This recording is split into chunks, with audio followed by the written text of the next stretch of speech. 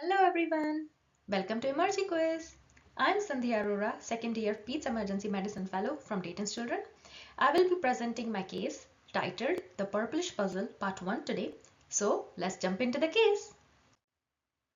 I saw a 10-year-old Caucasian female with no significant past medical history who presented to the ER for abnormal labs.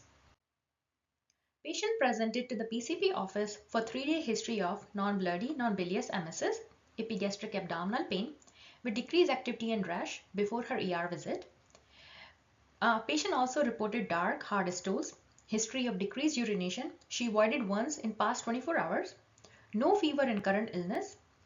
Family reported mild cough and congestion 2 weeks prior to her current presentation, and she recovered well in 2 to 3 days. PCP ordered some labs which were concerning.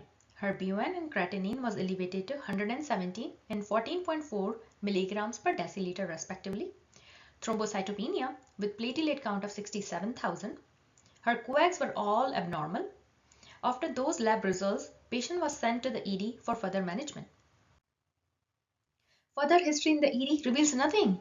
Family denies any history of recent travel, immunizations, insect, mosquito bites, autoimmunity, family history of any kidney disease, allergies, drug exposure. Her vitals in the ED were all normal except for elevated BMI and elevated blood pressure for patient's age and sex. As you can see, her blood pressure was reported 138 over 90 millimeters of mercury. On physical examination, patient was alert, oriented, non-toxic appearing, laying in her bed comfortably. I will be discussing pertinent positive systems here only today. In cardiovascular system, there was no tachycardia, murmur, no pedal edema. In GI, her belly was flat, soft, non-distended. However, there was tenderness in the epigastric area, no guarding or rebound, no organomegaly. In musculoskeletal system, there was normal range of motion, no joint swelling.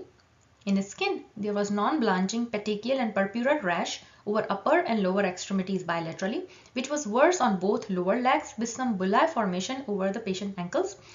In lymphadenopathy, there was mild cervical lymphadenopathy with some tenderness. Her neurological examination was completely benign though. This slide shows patient rash on both lower extremities. Notice there is some petechial and purpurar rash on both the lower extremities and also some bullae formation over patient's ankles.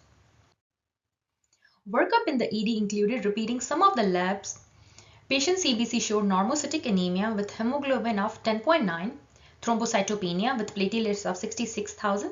Her CMP showed many findings such as hyponatremia, hypochloremia, hypocalcemia, low albumin, and elevated BUN and creatinine, almost similar to the time of presentation.